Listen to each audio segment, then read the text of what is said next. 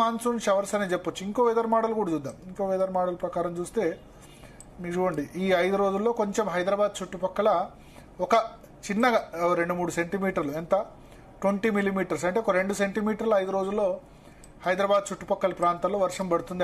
5 రోజులు కలిపితే అని చెప్తోంది. కేరళలో కూడా బ్లాస్టింగ్ వర్షాలు ఏం లేవు. సో ఈ సీజన్లో ఇప్పుడు చూడండి, బెంగళూరు చుట్టుపక్కల ప్రాంతాల్లో మాత్రం నెక్స్ట్ 5 డేస్లో మనకు కనిపిస్తుంది. బెంగళూరు, తమిళనాడు ఈ ప్రాంతాల్లో. కేరళలో ఎక్కడైతే వర్షాలు బ్లాస్టింగ్ రెయిన్స్ ఉండాలో 5 రోజుల్లో కలిపితే నెక్స్ట్ 5 డేస్లో 4 సెంటీమీటర్ల వర్షపాతం ఉంది కేరళలో. నార్మల్గా strong onset monsoon strong onset కనుక జరిగితే, గట్టిగా కొడితే 4 రోజుల్లోనే 30 సెంటీమీటర్ల వర్షం కేరళలో కురవాలి. సో అటువంటి పరిస్థితులు కనిపించట్లేదు. 26వ తేదీ ఋతుపవనాలు రాలేదు ఐఎండీ చెప్పినట్టు. సో ఐఎండీ ప్రెడిక్షన్ అక్కడ తప్పైంది. రాబోయే రోజుల్లో కూడా అంత పాజిటివ్ హోప్స్ ఏ మనకు కనిపించట్లేదు. వర్షాలు నాకు ఎప్పుడు పికప్ అవుతాయని నాకు అనిపిస్తుందంటే 7, 9, 10వ తేదీ తర్వాతనే ఉంటాయి. 30, 31 మనకు తెలంగాణలో కొంచెం ఇంకొక స్కైమెట్ దాని ప్రకారం చూద్దాం. కొంచెం 30th రోజు మనకు మన ఫుల్ స్క్రీన్లో ఇక్కడ దీన్ని చూస్తే కనుక ఫుల్ స్క్రీన్లో చూద్దాం. 30th రోజు సో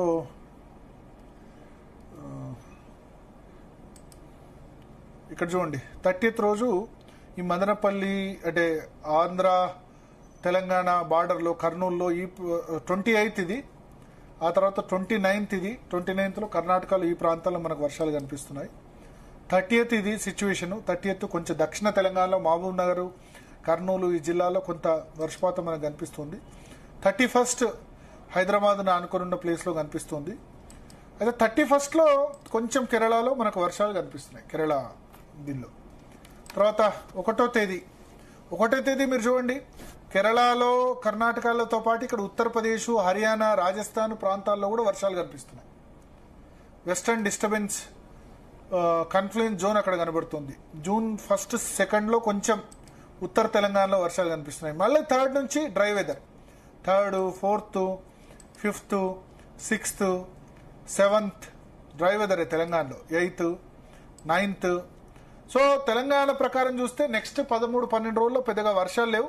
కానీ మీరు చూడండి, ఈ అరేబియా సముద్ర తీరాన్ని ఆనుకున్న కోస్టల్ కర్ణాటక కానీ, మహారాష్ట్ర కానీ ఇక్కడ కొంచెం మంచి వర్షాలే కనబడుతున్నాయి. ముంబై కానీ ఇటువంటి చోట 3rd, 4th నుంచే మంచి వర్షాలు కనబడుతున్నాయి. సో నాకైతే 10వ తేదీ వరకు కూడా తెలంగాణలో ఋతుపవనాలు వచ్చిన పరిస్థితి కనిపించట్లేదు రైతులకు. ఎందుకంటే ఇప్పుడు రోహిణి కార్తె నడుస్తుంది. రోహిణి కార్తెలో ఏమని చెప్తారు, రోళ్లు బగిలే ఎండలని చెప్తారు, రోళ్లు కూడా పగిలిపోతాయని చెప్తారు.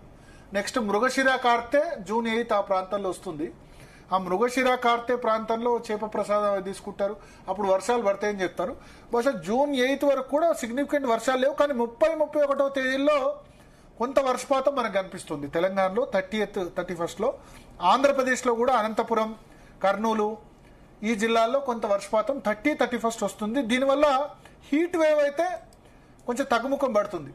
అట్లాగే మిగతా చోట్ల అరేబియా సముద్రంలో అక్కడ ఇక్కడ వర్షాలు పడుతున్న చోటి ఇంకా హీట్ వేవ్స్ అంటే 46 డిగ్రీలు, 47 డిగ్రీల ఉష్ణోగ్రతలు అయితే నమోదు అవడానికి తక్కువ ఛాన్స్ ఉంది. ఎందుకంటే వర్షాలు రాజస్థాన్లో ఆ ప్రాంతాల్లో పడితే ఏమవుతుందంటే మనకి కొంచెం తక్కువ ఉండడానికి అవకాశం ఉంటుంది. ఇక్కడ మనం ఫోర్కాస్ట్ కూడా చూస్తే కనుక ఇప్పుడు చూడండి, నెక్స్ట్ 3 డేస్లో కొంత ఇప్పుడు హైదరాబాద్లో వాటిలో తగ్గుముఖం పెట్టున్న ఈ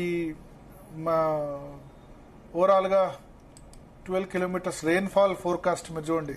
24, 25, 26 ఈ డేస్ అన్ని కూడా ఆల్మోస్ట్ డ్రైగా ఉన్నాయి. ఇవాళ ఎక్కడైనా వర్షం పడ్డదా అంటే స్ట్రైట్ రెయిన్ఫాల్ ఒక నిర్మల్లో ఒక చోట మాత్రం వర్షం పడ్డది, 5 మిల్లీమీటర్స్. హైదరాబాద్లో వర్షం పడలేదు. సో ఇదే విధంగా ఉంటుంది. నెక్స్ట్ చూస్తే కనుక 30, 31వ తేదీలో కొంత వర్షం పడవచ్చు. కానీ హీట్ వేవ్స్ మాత్రం కొంత 29, 30వ తేదీ తర్వాత తక్కువ ఉంటుంది. బట్ తెలంగాణలో వర్షాలు అయితే నెక్స్ట్ 15 డేస్లో 30, 31st డేస్లో కొంచెం ఛాన్స్ ఉంది. ఆ తర్వాత పెద్దగా ఒక 31వ తారీఖు తర్వాత 1, 2 తేదీల నుంచి 1, 2 తర్వాత కొంచెం 2వ తేదీ నుంచి మళ్ళీ 3వ అంటే 3rd రాష్ట్ర అవతరణ దినోత్సవం తెల్లారి నుంచి కూడా కొంచెం డ్రై వెదరే ఉంటది. కానీ సార్ ఎల్లినో ఎఫెక్ట్ ఎక్కువగా ఉంటుందని అంటున్నారు కదా భరత్. ఎల్లినో ఎఫెక్ట్ వల్ల తెలుగు రాష్ట్రాల్లో మరి ఏమైనా కరువు వచ్చే పరిస్థితులలో తెలుగు రాష్ట్రాలు కాదు, ఓవరాల్ గా ఎల్నినో వల్ల భారతదేశంలో తక్కువ వర్షపాతం నమోదయ్యే అంచనా ఉంది. కానీ ప్రతి ఎల్నినో సంవత్సరంలో అట్లా జరగలేదు. నేను ఇంతకుముందు చెప్పినట్టు 2015 లో జరిగింది. 4 సంవత్సరాలకు ఒకసారి వస్తుంది ఎల్నినో. ఈసారి సూపర్ ఎల్నినో అంటున్నారు. సూపర్ ఎల్నినో అంటే పసిఫిక్ మహాసముద్ర జలాలు ఒక సెంటీగ్రేడ్ కంటే సాధారణం కంటే 1 సెంటీగ్రేడ్ ఎక్కువ ఉంటే ఎల్నినో అంటారు. సూపర్ ఎల్నినో అంటే పసిఫిక్ మహాసముద్ర జలాలు సాధారణం కంటే 2 సెంటీగ్రేడ్ డిగ్రీలు ఎక్కువ వేడితో ఉంటే, అంటే నార్మల్ గా సీ సర్ఫేస్ టెంపరేచర్ సముద్ర ఉపరితల ఉష్ణోగ్రతలు 29 to 25, 26 డిగ్రీస్ అట్లా ఉంటాయి. సో ఆ సీ సర్ఫేస్ టెంపరేచర్స్ ఏవైతే ఉన్నాయో అది 1 నుంచి 2 సెంటీగ్రేడ్లు ఎక్కువ ఉంటే సూపర్ ఎల్నినో అంటారు. దాని ఎఫెక్ట్ ఇండియా కంటే, ఇండియా మీద వాతావరణ పరిభాషలు చెప్పాలంటే ఇండియన్ ఓషన్ డయాపోల్ IOD, తర్వాత MJO అంటే మోడర్న్ జూలియన్ ఒసిలేషన్, అంటే ఆ శాస్త్రవేత్త పేరు మీద పెట్టారు. MJO modern Julian oscillation. ఇవి రెండు భారతదేశం మీద ఎక్కువ ప్రభావం చూపిస్తాయి. ఎల్నినో వల్ల ప్రపంచవ్యాప్తంగా ప్రభావం ఉంటుంది, బట్ భారతదేశం మీద పర్టికులర్, ఎందుకంటే పసిఫిక్ మహాసముద్ర జలాలు వేడెక్కడం కంటే ఎక్కువ మన ఇండియన్ ఓషన్, ఎందుకంటే మనకు ఈ అల్పపీడనాలు కానీ లేకపోతే ఉపరితల ఆవర్తనాలు వాయుగుండాలు ఏర్పడడం బే ఆఫ్ బెంగాల్లో, బంగాళాఖాతంలో, అరేబియా సముద్రంలో జరుగుతూ ఉంటాయి కదా. సో దీని ఇంపాక్ట్ ఎక్కడ ఇండియన్ ఓషన్, హిందీ మహాసముద్రంలో ఎక్కువ ఇంపాక్ట్ ఉంటుంది. ఈ IOD MJO modern Julian oscillation ఏదైతే ఉందో దీనివల్ల మనకు పాజిటివ్ IOD ఉందనుకోండి ఇబ్బంది లేదు, నెగటివ్ IOD ఉందనుకోండి డెఫినెట్ గా డిస్టర్బ్ అవుతుంది. సో 2019-23లో మాత్రం ఎల్నినో ఇయర్స్ లో కూడా వర్షాలు పడ్డాయి. ఇన్ఫాక్ట్ తెలంగాణలో అయితే బ్రహ్మాండంగా పడ్డాయి. ఆ విషయం గుర్తుంచుకోవాలి. సో లెటస్ ప్రిపేర్, మన రైతులు కూడా ప్రిపేర్ కావాలి. చూద్దాం ఏం జరుగుతుందో. బట్ 30-31 కొంచెం వర్షాలు పడే అవకాశం ఉంది.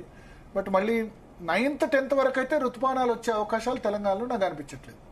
కేరళలో కూడా 1st, 2nd తర్వాత ఋతుపవనాలు వస్తాయి. అది కూడా వెరీ వీక్ ఆన్సెట్, అంటే పెద్దగా ఎక్కువ వర్షాలు ఉండే పరిస్థితి అయితే మనకు కనిపించట్లేదు. Right, okay Bharat. ఇక నెక్స్ట్ టాపిక్ వెళ్ళే ముందు DNA లో షార్ట్ బ్రేక్ తీసుకుందాం. State. Welcome to DNA with